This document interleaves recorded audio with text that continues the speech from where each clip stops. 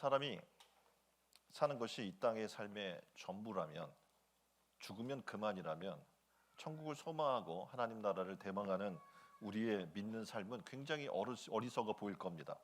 그리고 세상 사는 사람들 가운데에서 가장 불쌍한 사람이 믿는 사람일 겁니다. 그러나 여러분이 아시는 것처럼 하나님 나라는 분명히 있습니다. 그렇기 때문에 우리 믿는 사람들은요, 이 천국을 소망하며 믿음을 지키며 사는 것이라고 믿습니다. 우리가 지금 6월 하나님의 나라라는 주제를 가지고 나가는데, 하나님 나라는 무엇일까? 하나님 나라는 어떤 곳일까? 오늘 본문에 보면 하나님 나라는 어떤 곳이다라는 것을 구체적으로 우리에게 설명해 주고 있습니다. 계속적으로 우리가 지금 하나님 나라에 대해서 이야기를 하고 있는데, 하나님 나라라고 할 때 하나님 나라는 하나님이 주인이 되시는 그런 나라를 얘기를 합니다. 그리고 하나님이 다스리고 하나님이 통치하시는 나라라는 뜻입니다. 그래서 하나님의 나라는 하늘에 있던 이것이 지상에 있던 의미가 없습니다. 하나님의 나라는 하나님이 주인 되시는 장소, 다시 말하면 하나님이 다스리고 통치하시는 모든 곳이 바로 하나님의 나라인 줄 믿습니다.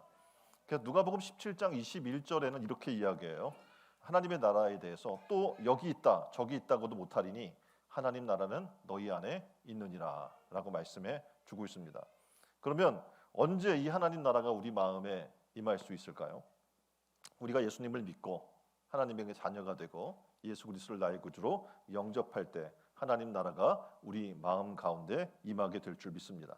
그래서 고린도후서 4장 18절에 보면 이렇게 말씀합니다. 우리가 주목하는 것은 보이는 것이 아니요 보이지 않는 것이니 보이는 것은 잠깐이요 보이지 않는 것은 영원함이라. 아멘. 하나님 나라가 보입니까? 네, 대답을 안 하시네요. 여러분이 하나님의 나라 가운데 사시고 하나님 나라를 우리가 소망하고 사는데, 많은 사람들이 이게 하나님 나라에 대해서 보여달라고. 근데 성경은 얘기해요. 하나님 나라는 보이는 것이 아니다라고 얘기하죠. 근데 이 보이지 않는 나라가 영원한 하나님의 나라인 것을 얘기해요. 그래서 하나님 나라가 우리 가운데 임해야 되는데 어떻게 할까? 주님께서 가르쳐 주신 기도가 있어요. 우리 주기도문이라고 이야기를 하는데, 주기도문에 보면 뭐라고 이야기합니까? 하나님의 나라가 이 땅에 임하게 해달라고 우리는 기도를 합니다. 그래서 하나님의 뜻이 하늘에서 이루어진 것 같이 이 땅에서도 이루어지게 해주시고 하나님 나라가 우리 가운데 임하게 해달라고 우리는 기도합니다. 왜냐하면 하나님 나라가 우리 가운데 임할 때 우리는 하나님의 나라 가운데 살 수 있기 때문에 그렇습니다. 그래서 우리 믿는 성도가 세상에 살고 있는 동안에도 하나님 나라를 이루는 삶을 살 수 있음을 성경은 우리에게 말씀해 주고 있습니다. 그러면 어떻게 이 세상을 사는 동안에 하나님의 나라를 이루며 살 수 있을까요?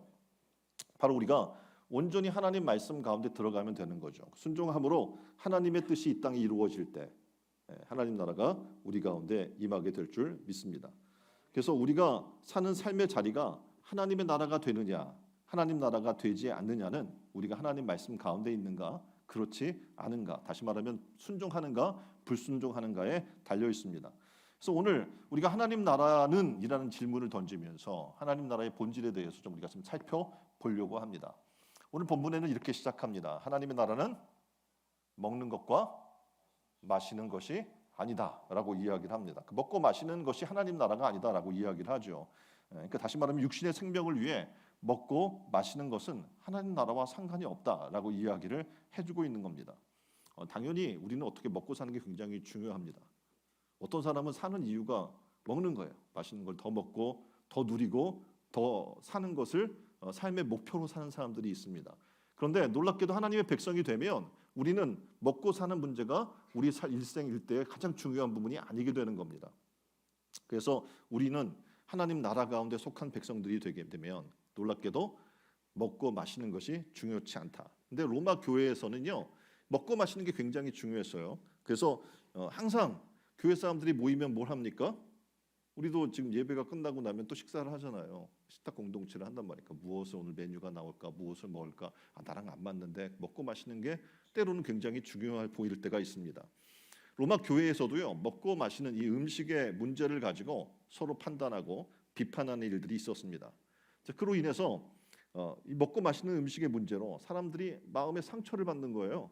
그리고 실족하는 사람들도 생겨나게 됐습니다. 그래서 그러한 음식의 문제로 형제를 비판하지 말아라. 믿음과 양심에 따라 하되 그것으로 사람을 실족하게 만들고 형제를 믿음에서 떨어지는 일이 없도록 해야 한다. 라는 말씀으로 오늘 지금 말씀을 해주고 있는 겁니다. 마태복음 15장에 보면 손을 씻지 않고 음식을 먹는 제자들이 있었어요. 그 바리새인들이 볼 때 율법적으로 합당치 않아 보인 겁니다. 그래서 그들은 이렇게 얘기했어요. 당신의 제자들은 장로의 유전을 지키지 않습니다. 어떻게 손도 씻지 않고 밥을 먹을 수가 있어요? 라고 비난을 했습니다. 그때 예수님께서 하신 말씀이 있죠. 하나님의 나라는 이런 거라는 겁니다. 뭐냐면 입에 들어가는 것이 사람을 더럽게 하는 것이 아니고 입에서 도리어 나오는 것이 사람을 더럽게 한다라고 얘기를 한 겁니다. 그러니까 입에서 나오는 것은요. 어디서 나옵니까? 마음과 생각에서 나오게 되겠죠. 그래서 입에서 나오는 마음과 생각에서 나오는 이것들이 사람을 더럽게 한다라고 얘기하는 겁니다. 입에서 나오는 것들은 마음에서 나오는 것인데 뭐라고 얘기하냐면 악한 생각, 살인, 간음, 음란, 도적질, 그리고 거짓 증거, 그리고 회방 이런 것들이 사람을 더럽게 하는 것이지 너희가 먹고 마시는 그러한 것들로 사람을 더럽게 하지 않는다라고 얘기해 주고 있는 겁니다. 또 하나 먹고 마시는 것은 하나님 나라와 상관없다라고 얘기하는 두 번째 의미는 뭐냐면 육신의 욕구를 쫓아 사는 나라가 하나님 나라는 아니라는 거예요. 되게 이 땅에 사는 사람들은 하나님 나라 가면 더 잘 먹고 더 잘 입고 더 좋은 곳에 살 거라고 생각해요. 그래서 이슬람 쪽의 사람들은요 그렇게 생각, 중동 사람들은 그렇게 생각하죠. 천국은 어떤 카우치 그들이 이제 이런 소파 같은 게 있어요. 이렇게 탁 드러누워서 편하게 누워 있는 굉장히 질 좋은 그 소파에 누워서 담배를 피면서 수많은 여성들이 벨리 춤을 추는 그런 수많은 여성을 거느리는 곳 그것이 하나님의 나라라고 생각을 하는 거예요. 그러니까 어떻게 보면 육신적인 것이 그대로 하나님 나라와 연결되어 있는 거죠. 그런데 성경은 분명히 얘기해요. 하나님 나라는 그런 것과 상관이 없어라고 얘기를 해주는 겁니다. 다시 말해서 육신의 욕구를 쫓아 사는 나라가 절대 아니다. 하나님의 나라는 얘기해 주는 거죠. 그러면 우리가 흔히 얘기하는 육신의 욕구는 뭡니까? 흔히들 동물의 본능이라고 이야기한 동물적 본능을 얘기합니다. 동물적 본능에 대해서는 기본적 욕구가 세 가지가 있는데 하나는 뭐예요? 먹는 거예요. 그렇죠? 먹는 본능이 있습니다. 두 번째 본능은 번식 본능이고 세 번째가 지배 본능입니다. 그래서 약육강식이라고 이야기하지 않습니까? 그러니까 이런 동물적 본능이 그러면 악한 것이냐? 그러니까 동물의 세계에서 그것은 악한 것이 아니죠. 그 질서니까. 근데 이러한 먹고 번식하고 지배되는 것은 생육하고 번성해서 충만하라고 하신 하나님의 축복입니다. 그런데 우리 사람에게는 놀랍게도 하나님을 닮은 영적 존재로 우리를 창조하셨다는 거죠. 그래서 사람들은 남들보다 더 많은 것을 소유하고 더 좋은 것을 가지고 더 높은 자리를 차지해서 최고로 살고자 하는 육신이 있으니까 육신적 본능이 있을 수 있습니다. 그런데 하나님의 나라는 그 본능과는 다르다는 거예요. 우리는 영적 본능을 가지고 살아나가는 존재라는 거예요. 그래서 다시 말하면 이 땅에 사는 동안에는 육신이 육의 본능에 따라 끌려 살 수 있습니다. 근데 우리가 하나님 나라 백성이 된다는 것은 육은 죽어지고 영으로 살리심 받는 그런 거룩한 존재로의 변화가 일어나게 되는 거죠. 그래서 우리의 욕구는 육의 욕구에 끌려다니는 존재가 아니라 영의 욕구에 끌려다니는 존재, 성령의 인도받는 존재임을 믿습니다. 그래서 세상에 물질의 풍요를 가지고 우리가 산다고 해서 그것이 천국 같은 곳이 되는 게 아니에요. 그래서 많은 사람들이 얘기하잖아요. 날마다 생일 같았으면 좋겠어요. 그 말은 뭡니까? 생일처럼 많은 사람들이 집중해주고 자기에게 관심 가져주고 선물도 주고 잘 먹고 그런 날이 되었으면 좋겠다는 거 아닙니까? 그런데 그런 물질의 풍요가 넘쳐나는 것이 하나님 나라가 절대 아니다라는 겁니다. 물질적 풍요는요 우리가 걱정할 것이 아니라고 얘기해요. 먹고 마시는 것은 이방 사람들이 고민하는 거예요. 무엇을 먹을까? 무엇을 입을까? 무엇을 마실까? 그런데 우리 믿는 사람들의 고민은 뭡니까? 하나님의 나라라는 거죠. 그래서 먹고 마실 것이 어떻게 보면 육신의 즐거움을 누리며 사는 곳에 우리는 흔히 알고 있는 것처럼 수많은 범죄가 그 가운데 일어나게 되고 하나님을 배반하는 일들이 일어나게 되는 겁니다. 그래서 하나님의 나라는 먹고 마시는 것이 아니라고 하는 세 번째 의미는 육신의 것에 구애받지 않는다는 겁니다. 하나님의 나라는. 다시 말하면 마태복음 아까도 얘기한 6장 31절에 이렇게 말하죠. 염려하여 이르기를 무엇을 먹을까? 무엇을 입을까? 무엇을 마실까? 말라. 이는 다 이방인들이 구하는 것이라. 너희 천부께서 이 모든 것이 너희에게 있어야 할 줄을 아시느니라. 너희는 먼저 그의 나라와 그의 의를 구하라. 그리하면 이 모든 것을 너희에게 더하시리라. 아멘. 그러니까 누가복음 12장 15절에서는 이렇게 얘기합니다. 삼가 모든 탐심을 물리치라. 사람의 생명이 그 소유에 넉넉한데 있지 아니하니라. 그러니까 하나님의 나라는 우리가 소유가 많고 부자가 되고 풍요로운 삶을 누리는 그 삶의 연속성이 절대 아님을 얘기해 주는 겁니다. 우리가 진정 하나님 말씀에 따라서 이 땅에서 그 말씀을 가지고 지켜 순종하면서 성실하게 살아가면 우리의 필요한 것은 그 필요한 것을 다 하시는 하나님께서 이 모든 것들을 채워주시겠다고 약속해 주시기 때문에 우리는 그것을 무엇을 먹을까? 무엇을 마실까? 무엇을 입을까를 전전긍긍하며 살지 말 것을 하나님은 우리에게 얘기합니다. 자, 그러면 하나님 나라는 먹고 마시는 그런 문제와 관련되지 않다라고 하는 로마 교회 당시에 수많은 사람들이 고민했던 그 문제가 아님을 얘기했어요. 그럼 이제 본질적으로 그럼 하나님 나라는 뭔가? 라는 질문을 던질 때 세 가지를 얘기합니다. 뭐라고 얘기해요? 의, 그렇죠? 두 번째는 의와 평강, 그리고 세 번째는 희락. 세 가지를 여러분과 함께 나누려고 해요. 하나님 나라는 이거다라고 지금 정의해주고 있기 때문에 자, 하나님의 나라는 의가 이루어지는 곳입니다. 설명해 줍시다. 옆에 분에게. 하나님의 나라는 의가 이루어지는 곳입니다. 자, 의라고 이야기할 때 의라고 하는 이 단어는 옳은 것이라고 이야기를 할 수가 있어요. 그러니까 옳은 것이에요. 그러니까 옳은 것이 이루어지는 세상이에요.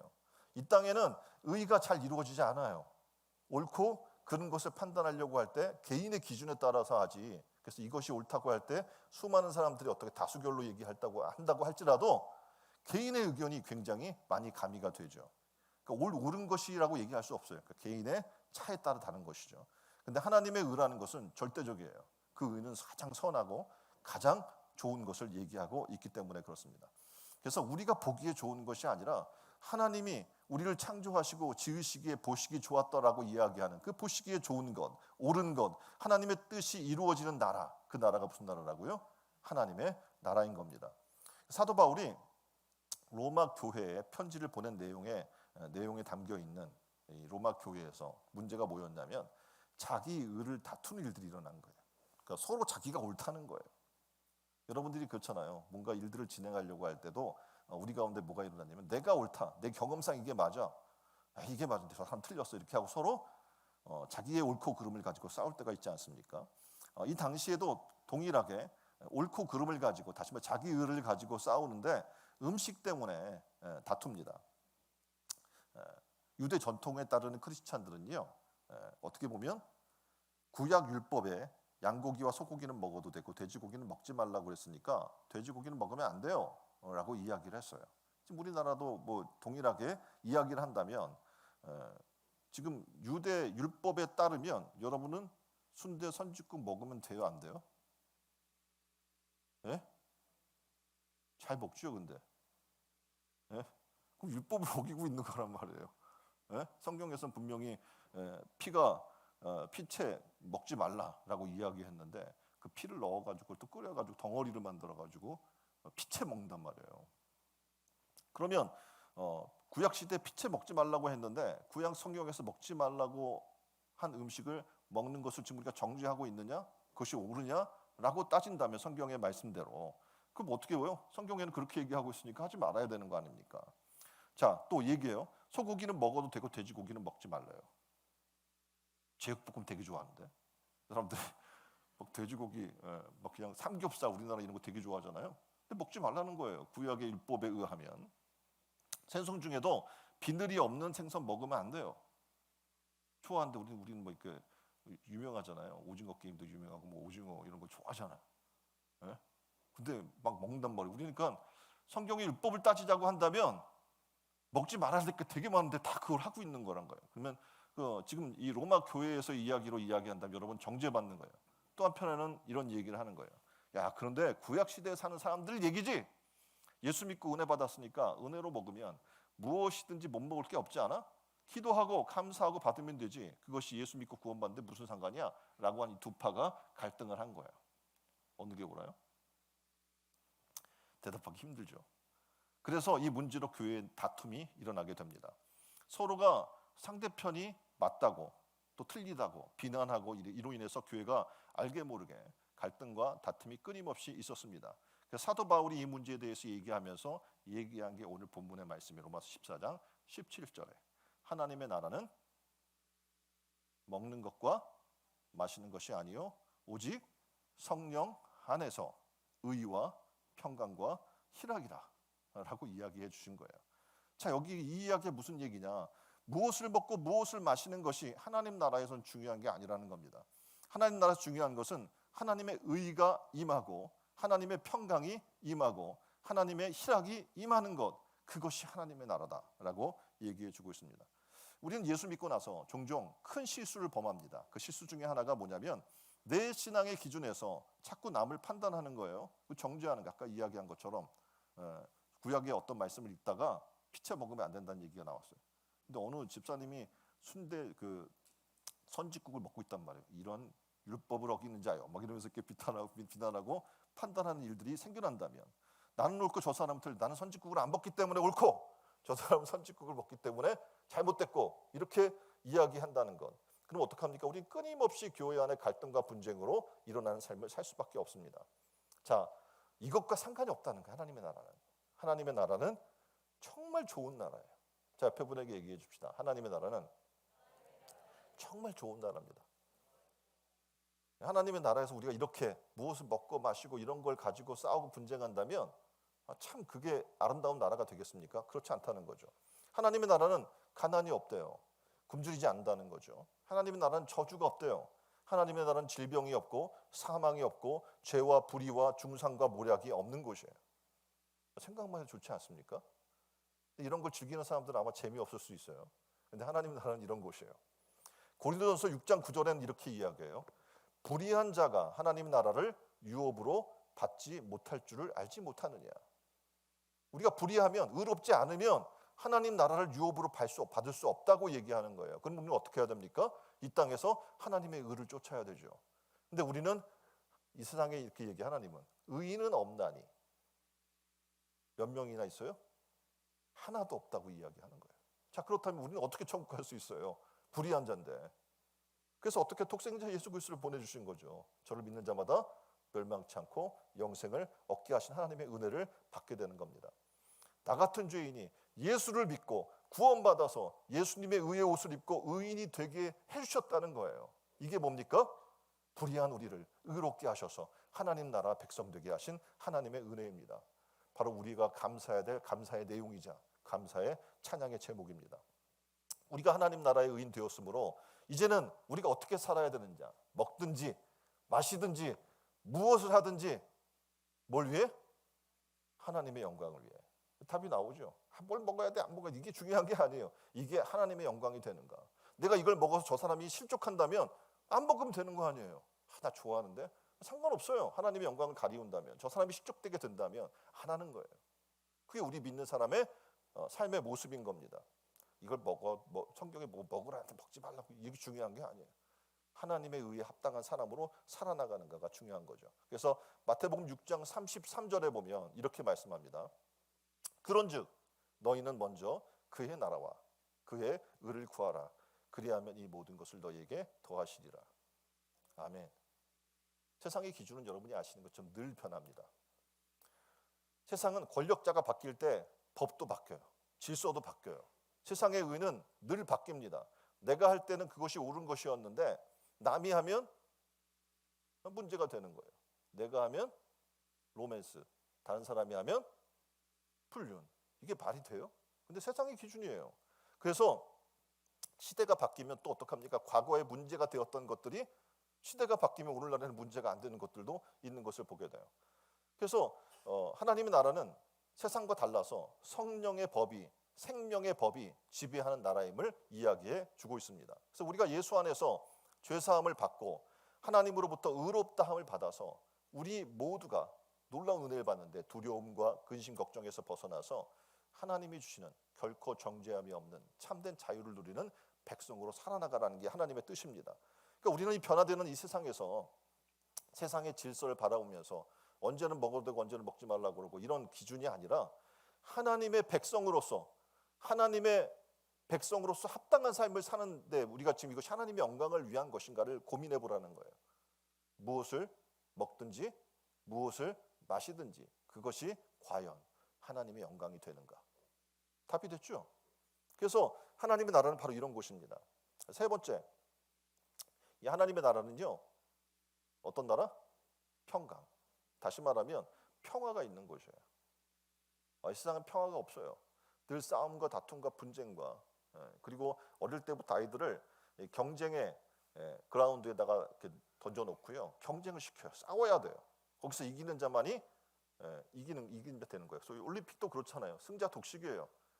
금메달만 인정되는 세상이죠. 그렇죠? 그런 삶을 우리는 살아나가게 돼요. 그런데 놀랍게도 하나님의 의가 임하게 되면 무엇이 오냐면 거기엔 미움, 다툼, 시기, 질투가 떠나고 하나님이 다스리는 평강의 나라, 평화가 임하게 됨을 얘기해 주고 있습니다.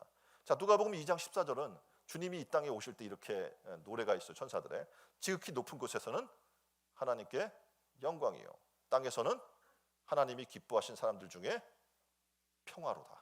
아멘.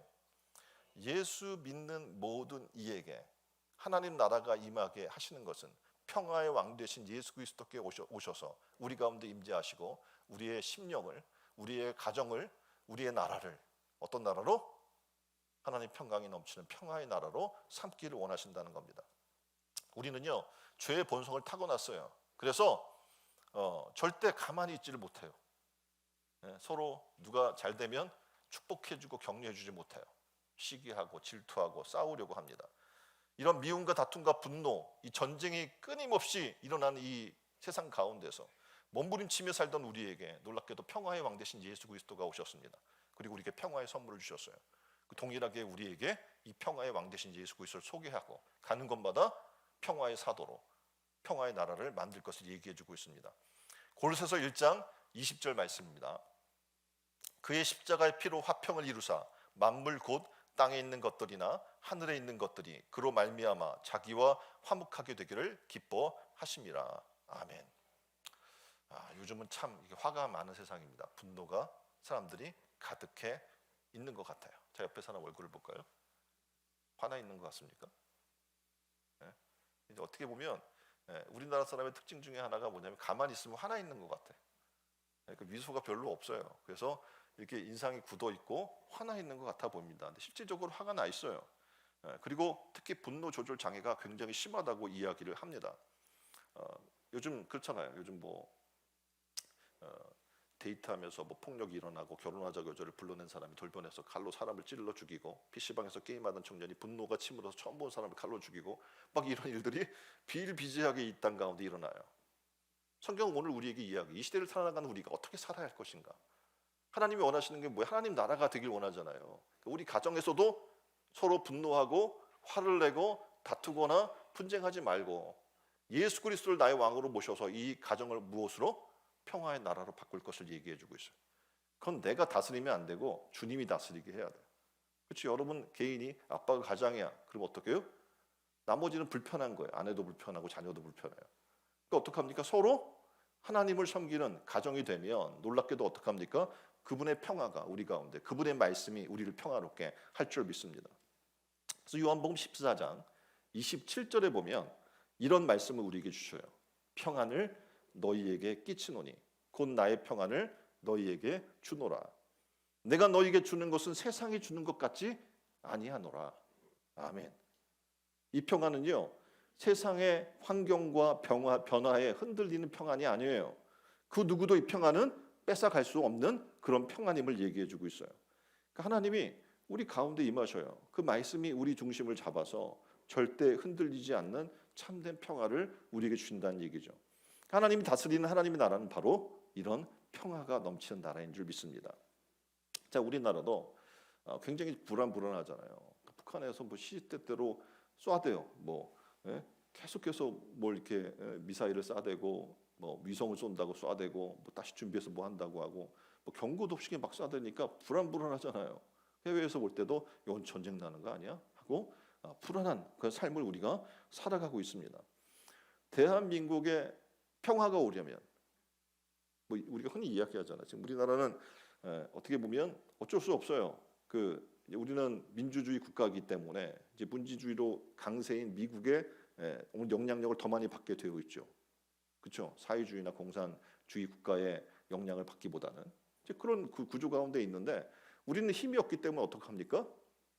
어쩔 수 없어요. 주변의 열강의 영향을 받을 수밖에 없는 겁니다. 그럼 이걸 이겨나서 극복해서 참된 평화를 이루려면 어떡합니까? 먼저 우리 안에 있는 갈라져 있는 이것이 평화가 이루어져야 되겠죠. 나라의 통일이 이루어지려면 평화가 있어야 돼요. 그러니까 전쟁하지 말자고 우리가 선언을 해요. 그럼 정말 다 내려놔야 되는 거예요. 근데 내려놓지 않는 거죠. 전쟁하지 않겠다고 얘기하면서 핵을 준비하고 또 그 전쟁하지 말자고 이야기하면서 계속 뭔가를 일으키는 그런 가운데서는 되지가 않아요. 그럼 우리도 불안해요. 그러니까 우리도 어떻게 해요? 핵 보유 국가가 되지 않겠어? 그래야 저들을 대항하지 않겠어? 북한이라는 나라도 그런 거 아닙니까? 예? 지금 핵을 보유하면 함부로 하지 못할 거야. 자폭해 버리면 어떡할 거야 이거? 지금 내가 너 죽고 같이 죽자고 이렇게 나오면 굉장히 곤란해지잖아요. 그러니까 그것을 힘이라고 착각하는 사람들이 있어요. 근데 거기에는 평화가 없어요. 우리나라도 마찬가지예요. 저들을 설득하고 다 어떡합니까? 그런 거를 포기하는 국가로 서로 갈 때 평화가 임하게 되는 것이지 우리도 만들고 쟤네도 만들고 계속 무기가 만들어지고 군사력이 증강이 되고 그래서 평화가 오는 것은 절대 아닌 것을 보게 됩니다. 평화 통일을 하려면 먼저 어떻게 해요? 핵을 완전히 다 포기해야 돼요. 그리고 북한이 문을 열어야 되는 거죠. 평화를 하려면. 그럼 그리스도의 사랑을 그들은 받을 수가 있을 거예요. 복음이 들어가면 평화가 임해요. 복음이 들어가면 사람이 바뀌어요. 복음이 들어가면 어떡합니까? 미움, 다툼, 시기, 질투 이런 마음들이 사라지게 되는 거예요. 북한 전역에도 교회가 세워지게 되겠죠. 그리고 그리스도의 사랑으로 변화될 수 있도록 그리고 그것이 허용될 수 있도록 우리는 어떻게 기도해야 됩니다. 이를 위해 우리는 기도해야 돼요. 주님, 이 평화가 우리 마음 가운데 임하게 하여 주시고 우리 교회 가운데 임하게 하여 주시고 우리 대한민국 가운데 임하게 하여 주옵소서. 저 북한에도 이 평화가 임하게 하여 주옵소서. 하나님이 주신 그 참된 평화로 말미암아 남북 통일이 이 땅에 속히 임하게 하여 주옵소서. 우리가 해야 될 일은 바로 이런 기도예요. 이 평화가 왜냐하면 우리 인간의 노력으로 만들어지는 게 아니기 때문에 그래요. 정권이 계속 바뀌면서 햇볕 정책도 했다가 강경책도 했다가 뭐 평화가 임해요? 그때 뭐 달라지는 게 별로 없어요. 계속해서 불안한 거예요. 하나님의 은혜로 평화는 임하는 것을 우리는 깨달아야 된다는 사실입니다. 이 평화는 위로부터 오는 평화이며 하나님의 은혜로부터 임하는 평화이기 때문에 그렇습니다. 자, 이 평화가 임하면 여러분의 가정도 마찬가지예요. 아빠가 굉장히 고집이 세고 옛날에 가부장적인 그런 아버지예요. 그런다고 하더라도 복음이 그 아버지에게 임하면 그 가정은 어떻게 해요? 하나님의 나라가 되는 겁니다. 불평도 사라지고 미움도 사라지고 분노도 사라지고 섭섭함도 사라지고 원만 불평 이 모든 것이 치료가 돼요. 그래서 하나님의 은혜와 사랑이 넘쳐나게 되고 치료가 강물처럼 넘쳐나게 되는 거예요. 그러면 가정이 어떡합니까?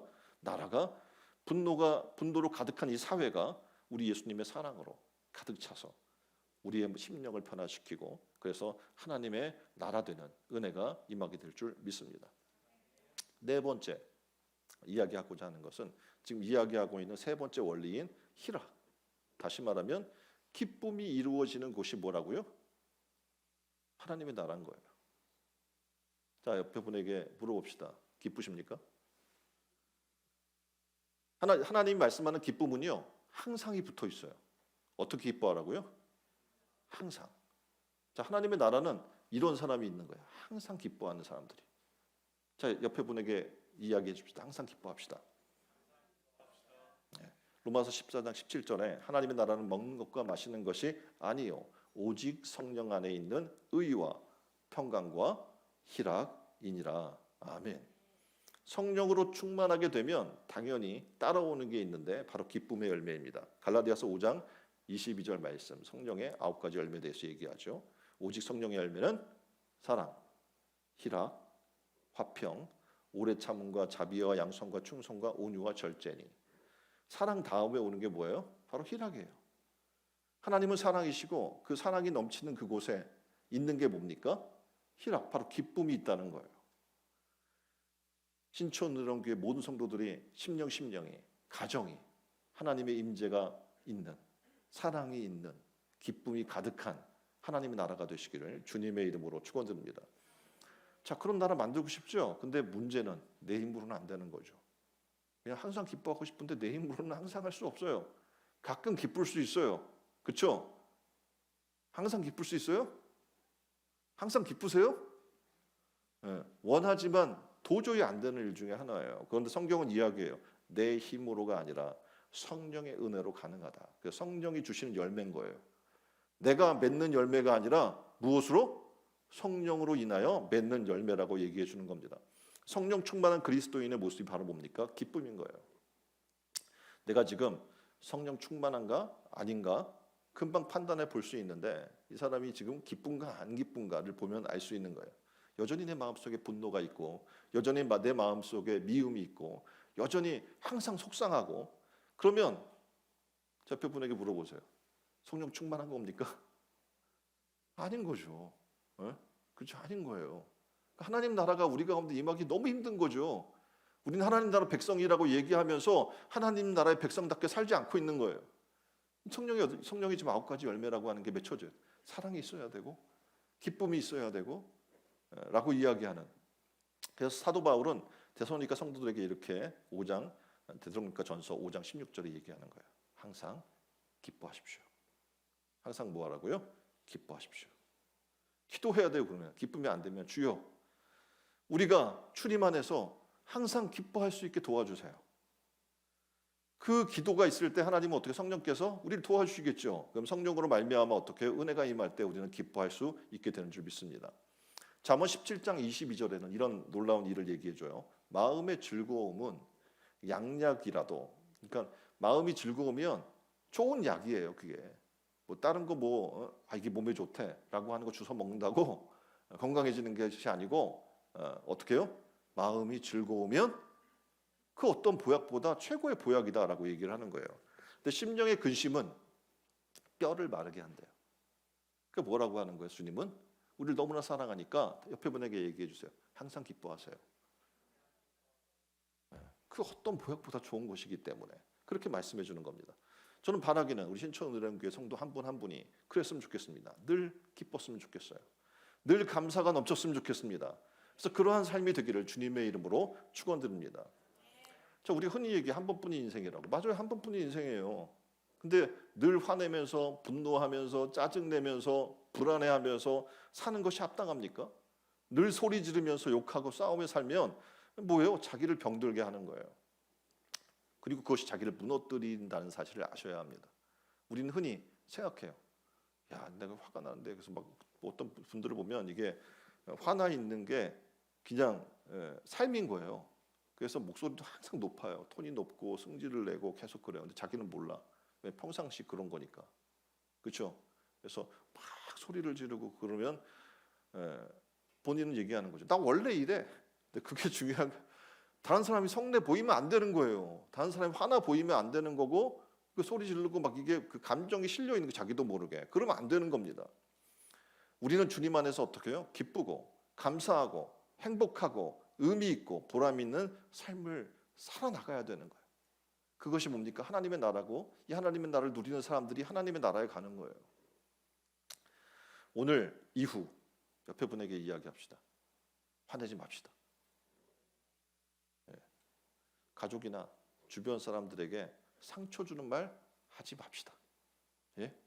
그래서 조금만 여러분이 생각하고 누르면 돼요. 막 말하려고 하다가 그걸 한번 걸러서 좋은 말로 바꾸세요. 아시겠죠? 그래서 사랑하고 제 옆에 분에게 자 사랑하고 다음에 할 거는 또 사랑하고 용서하고 또 용서하는 그런 삶을 사시기를 주님의 이름으로 축원드립니다. 빌립보서 4장 4절 말씀입니다. 주 안에서 항상 기뻐하라. 내가 다시 말하노니 어떻게 하라고요? 기뻐하라. 놀랍게도 이 상태, 지금 이 말씀을 썼던 상태가 본인은 감옥 안에 있는데 감옥 밖의 사람에게 지금 기뻐하라고 얘기하고 있는 거예요. 지금 어떻게 보면 바울이 감옥 안에서 쓴 편지가 에베소서, 빌립보서, 골로새서, 빌레몬서 이 네 권의 서신인데 빌립보 교회 사람들에게 보낸 이 마지막에 가서 이렇게 얘기하고 있는 거예요. 주 안에서 항상 기뻐하라. 내가 다시 말하노니 기뻐하라. 기뻐하라. 기뻐하라. 계속 이 말씀을 하고 있는 겁니다.